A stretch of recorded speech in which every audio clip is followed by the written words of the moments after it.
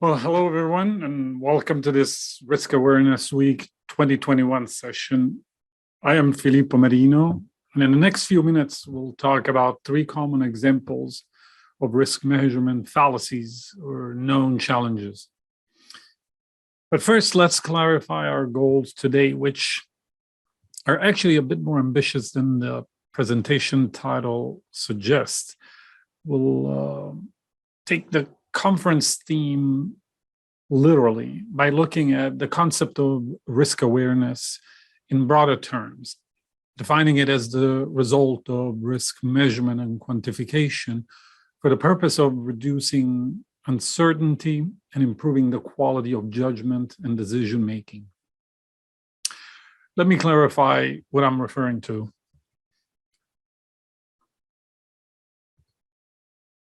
Now, I spent most of my career in the business of risk mitigation as it applies to either corporations or individuals, where reducing uncertainty translates literally into saving either hard dollars or life and limb. So I have become particularly attentive to what I call the risk competency triad, where the value of any risk analysis or insight is almost always dependent on the quality of three stages of risk measurement and quantification, the communication, and the resulting individual or organizational decision-making. Each of these steps or functions can and does stand on its own, thrives on specialized subject matter experts, and carries unique challenges, opportunities, and best practices. But we know today that they're highly interdependent. Any fallacy or poor execution in any of them can and will impact the others. And only when all three are carried out properly, we can achieve meaningful risk awareness, reduction of uncertainty, and tangible mitigation and decision quality improvements. I'm afraid, of course, we only have a few minutes today, so we're limited in the scope of what fallacies or problems we can discuss.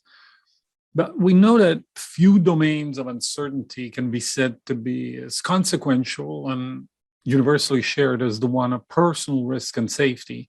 That is, what is likely to kill us or injure us. This is obviously a very timely subject as we are living in the age of a global pandemic. But prior to COVID-19, few people had a fair appreciation of the complexity, ambiguity, mental fog shrouding this judgment domain, despite the seemingly unambiguous nature of mortality as an impact. Relative to other risks like morbidity or economic hardship, quality of life, which are quite complex concepts, we can say that death is a fairly black and white and high impact risk. Yet you may have noticed how about a year and a half into this pandemic, we still have a large population groups, media outlets, politicians, and all sorts of public figures vehemently disagreeing on how to quantify and communicate this health hazard and ultimately behave and respond to it. But leaving COVID-19 aside for a moment, most people go about their day without calculating or worrying about the likelihood of getting injured, sick, or killed, unless and until they find themselves in unfamiliar circumstances or when they plan a trip, especially to certain cities or regions of the world. And there's an astronomical amount of free online travel risk advice and information, as well as a multi-billion-dollar industry known as the duty of care, travel risk management, travel risk intelligence, which caters to large multinational organizations and their travel requirements. So we'll start with the measurement phase and highlight the flaw of averages as possibly the single most common error found in travel risk ratings. On the communication side, we'll take a look at the efficacy of ordinal and nominal scales, which are also enormously popular. And finally, we'll provide a few specific examples of judgment, heuristics, bias, and noise, always in the specific context of travel risk. So, starting with measurement, let's dive into it. The flaw of averages was a concept that Sam Savage, whom I believe is among the presenters at this event, and if he has been in the past, he described this in wonderful details in his 2012 book on the subject. But I believe it was Nassim Taleb, the famed author of Black Swan, who summed it up beautifully by saying, never cross a river with an average depth of 3 feet. So how does this apply to travel risk? And why is it so dangerous? So I'll now make a wild guess and assume that 90% of you have seen a map like this one before, where each country is assigned a risk color. Go to Brazil or Russia, and you enter an orange or red country, and visit the US, and you'll be in a yellow one. These are not only ubiquitous in free online sources, but actually among commercial travel risk intelligence vendors. And the typical way these maps are created is by taking the annual murder rate of a country and bucketing these rates into 4 or 5 or 6 colors or ranks. Some vendors will go a few steps further by looking at other forms of crime or other risks, weighing them versus mortality, and then spitting out similar results. Fact is, this is a methodologically defendable approach, as long as the data is normalized and there aren't significant misrepresentations, such as underreporting or quality of original data. But let's break this up for a second for the United States proper. And let us take a look at the homicide rate for all cities of 100,000 inhabitants or more, which are represented on this chart. And by the way, I just noticed, and my apologies, but it looks like the chart is truncated on the left. There's, I believe, 3 cities in the US with a homicide rate above 45, those being St. Louis, Baltimore, and New Orleans.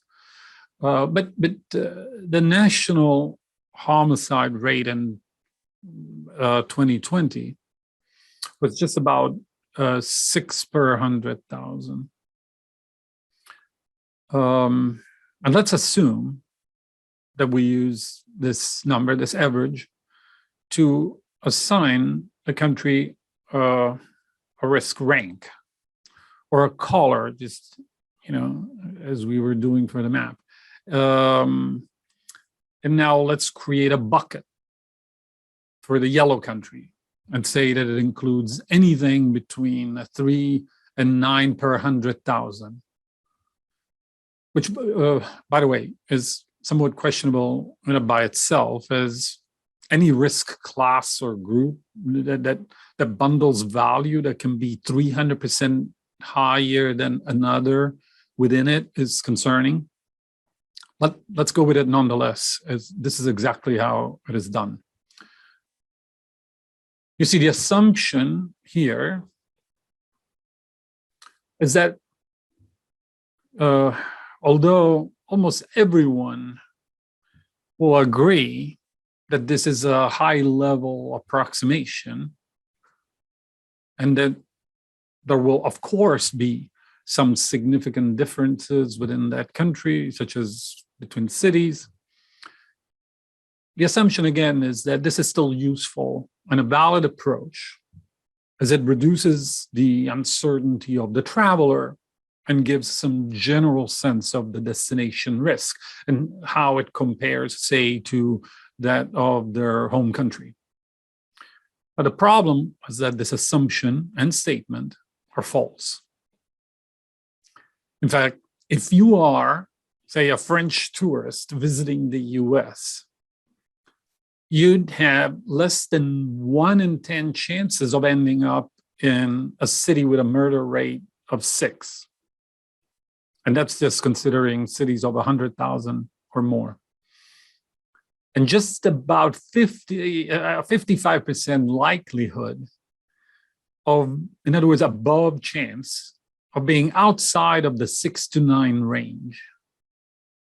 So you can see how, if you really had no idea prior to your departure of what the murder risk is in the US, and you had to have, estimate your 90% confidence interval of rates being between 0 and 100,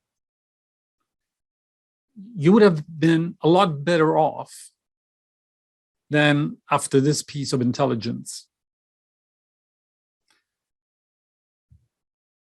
Now, turns out demographic averaging errors can be as, if not more, severe than geographic or spatial averaging. Have you thus far, for example, encountered many travel risk ratings that ask you about or focused on your specific age and gender? And also, do you actually believe that the risk of violent crime victimization is pretty much the same for a 65-year-old woman as it is for a 22-year-old male? Well, of course, no. And you can probably guess by now that homicide risk rates differences between demographic groups are larger than most would guess. In fact, here's an example of the deviation from average across age and genders for murder in Medellin, Colombia. You can see that with a mean of 24.5, you have the demographic groups of 25 to 29, where female are at a 6 per 100,000 and males are 11 times as high. Once again, an average would be highly uninformative. Turns out these demographic differences are not even consistent across geographies. And if one group, such as 20 to 24 female, leads the risk chart for that gender in one country, it could actually be amongst the lowest in another. So now imagine public safety and education programs or urban violence prevention initiatives that ignore these important distinctions. And what is the quality and efficacy these can be expected to achieve when relying on averaged or aggregate metrics? Unfortunately, this is happening pretty much daily across both public and private sectors. Now, on to communication. I will further extend my earlier guess of your familiarity with global color me in maps and suggest that these were also associated with a nominal or ordinal scale, such as low, medium, high, green, yellow, red ratings, and so on.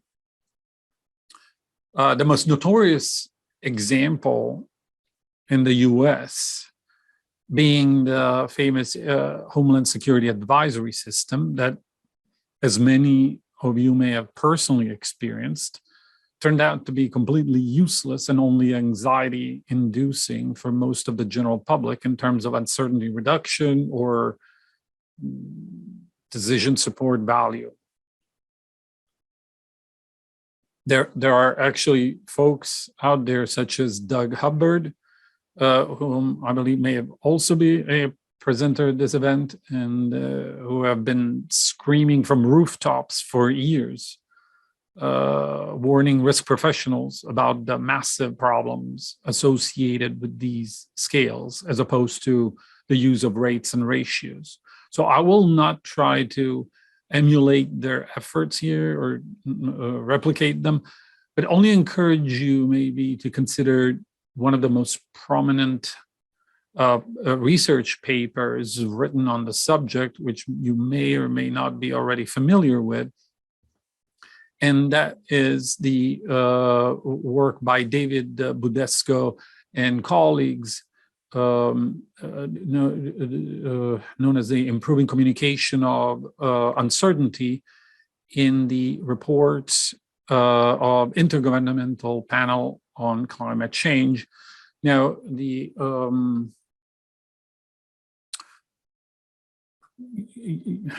the gist of this analysis was to actually ask IPCC participants their opinion on the actual value of values associated with probabilistic statements such as very likely, likely, unlikely, and so forth, and translate those into their confidence interval, upper and lower values. The astonishing result once again demonstrated that nominal and ordinal scales only provide the illusion of communication, and that just by looking at the percentage violation of the various respondents versus the guidelines, which incidentally contained the actual suggested values, but apparently respondents and participants ignored those instructions, really, once again, makes the case for the really questionable value of using ambiguous language as opposed to probabilistic and numerical values and rates and ratios. Now, it must be said that these scales can actually have value, but only under certain conditions or with considerable amount of fine-tuning. So it's true, for example, that while this Homeland Security Advisory System is basically useless for the general public, if the data, methodology, and conventions used to assign a certain color or condition to specific measure of threats or hazards are accurate, these labels can be associated with very specific actions or responses in a structured organization, such as the diplomatic security context, or I don't know, airport security protocols, or military installation protection efforts. But unfortunately, none of that applies to public safety communication with private citizens. Now, and if you're wondering why so many risk professionals still adopt these scales, in spite of years of evidence of their inadequacy, there's actually a fairly well understood phenomena at play here that you can relate to personally, and one that emerges from our current understanding of cognitive behavioral processes at play in our construction of judgments and beliefs about the world.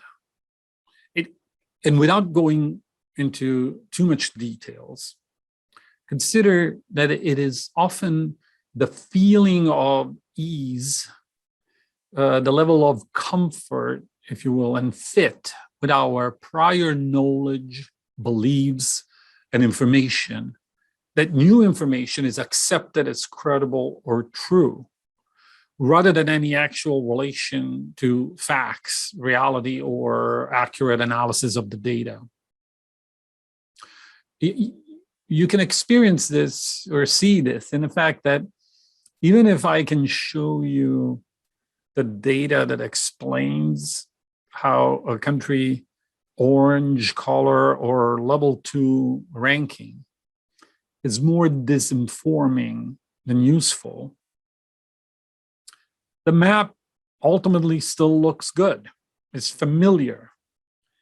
It breaks down things in ways that more or less match our prior sense that Central and South America and many parts of Africa have a history of violence. And so we assume it must have some validity and value.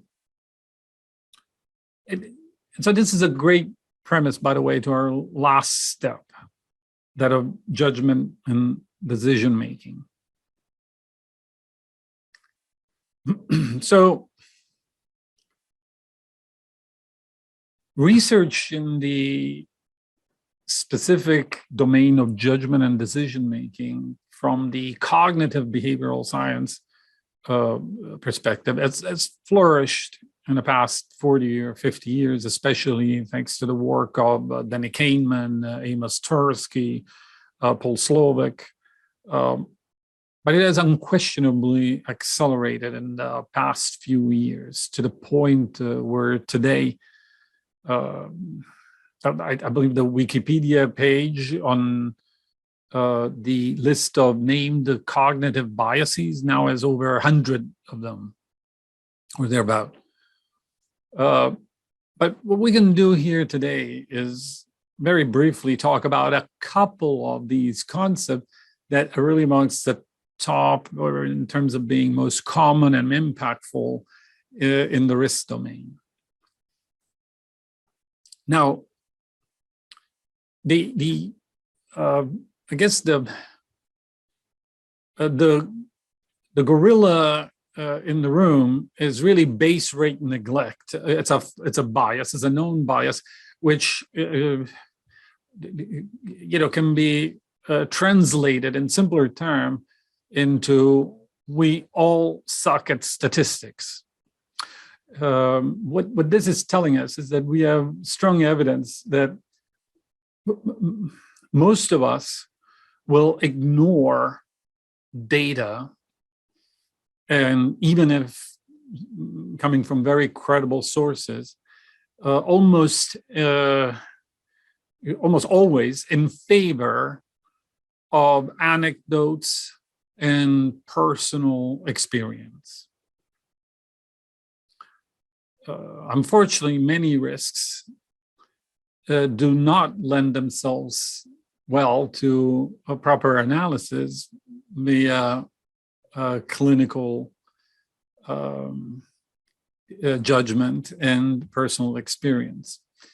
So that's really an extraordinarily impactful bias that we all carry with us. Now, following that is are two known heuristics. And for those of you who are not necessarily so familiar with the concept of heuristics, think of them as mental shortcuts and patterns that we adopt to simplify, if you will, the process of interpreting and judging new information and ultimately make sense of the world. And these two are heavily connected, and availability heuristic tells us that we tend to overestimate the likelihood of events which are readily available to our thought, to our imagination, and to our thinking process. And in order for them to be more readily available, it means that they're probably more salient. And by saliency, we can assume characteristics such as recency. In other words, things that just occurred to us, not too long ago. They can be more memorable and, for example, personal or gory. This is, by the way, one of the reasons why we'll misread the likelihood of shark attacks or terrorist attacks versus the likelihood of ending up being run over by a car while crossing the street and looking at our phone. The former are much more available because of their capacity to impress our imagination more effectively. And in line with it, you have the heuristic of substitution, which fundamentally explains the process by which, when we lack information about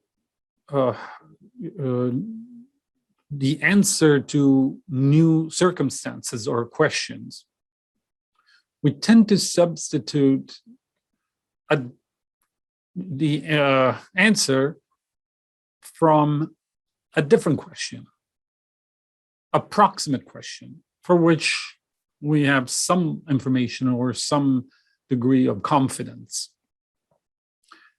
Now, I'll give you an example in a second, because this may be more difficult to do in theory than with a practical example. But just to wrap it up, finally, something that is absolutely devastating to most risk analysts is overconfidence. This is, again, we're fundamentally unable to accept the degree of uncertainty that we should carry about our judgment, about new information, or about issues around the world. And even if we have very little knowledge or information about a topic, we still manage to come up with answers that ultimately reduce our sense of uncertainty and anxiety without necessarily recognizing that we may be terribly wrong.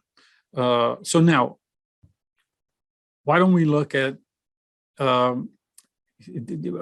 real-world examples of these three, which will make it a little more applicable. Now, for context, in last year, our company conducted a large survey of travel and protective security professionals and members of the general public as well, on the quality of their risk perception.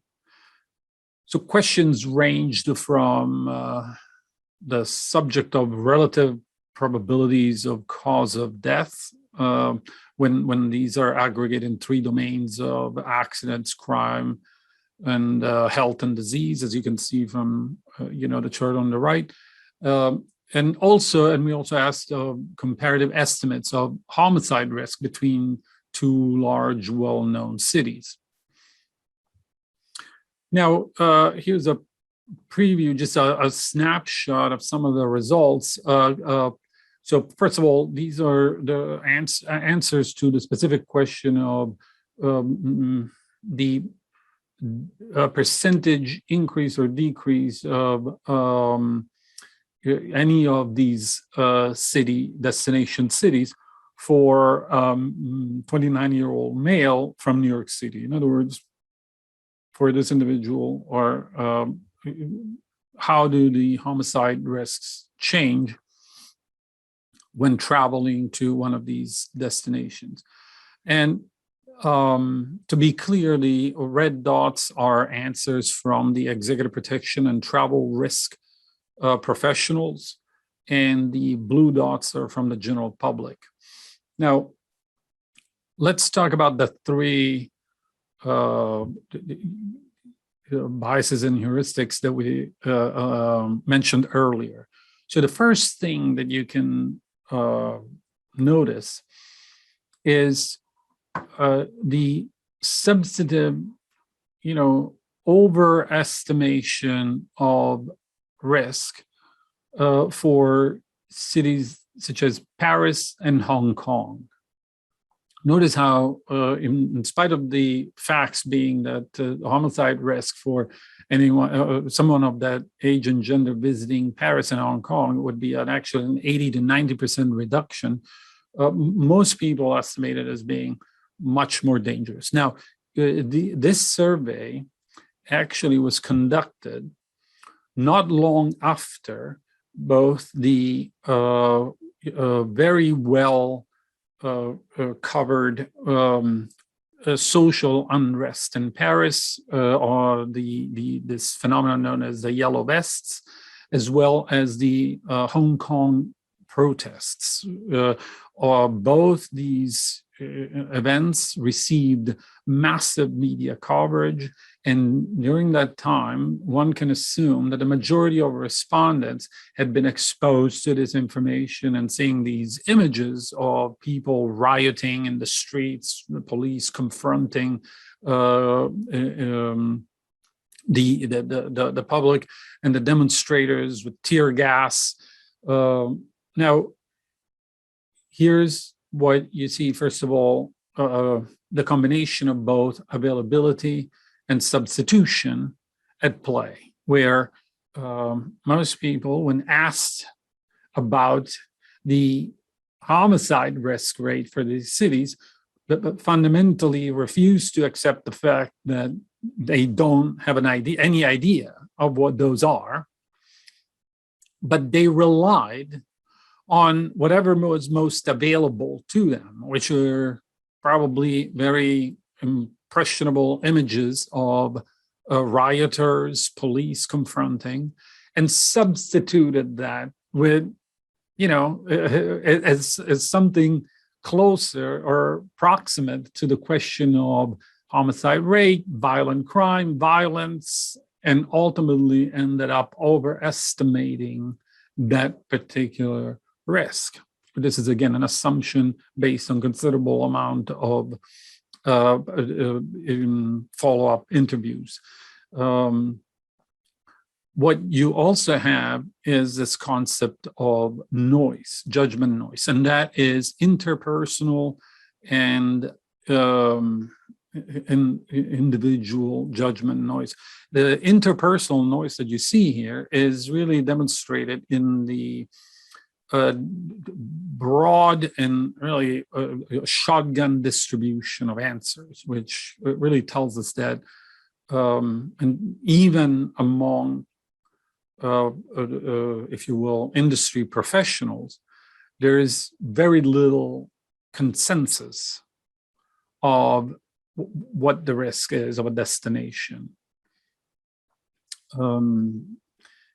And ultimately, and finally, you can also see the another particular bias at play, which is familiarity bias, which ultimately, again, enables or creates the circumstances by which, even for cities that have astronomically high murder rates, such as St. Louis and New Orleans, the most respondents' recollection of those cities is something familiar to them that doesn't necessarily match up with, extreme violence, but rather maybe the experience of visiting and thinking of the image of the arch, or visiting and having fun in New Orleans.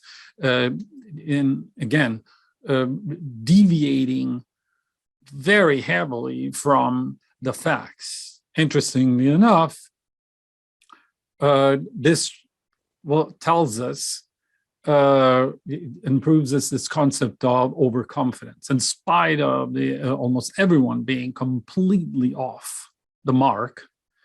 You can see that you're showing a considerable amount of confidence in that judgment, which is obviously not justified. In fact, over between 65 and 71% between the two groups ultimately expressed feeling, agreeing or strongly agreeing with the statement that they have an accurate understanding and knowledge about personal risk and safety at home and when traveling. Once again, sadly non-justified.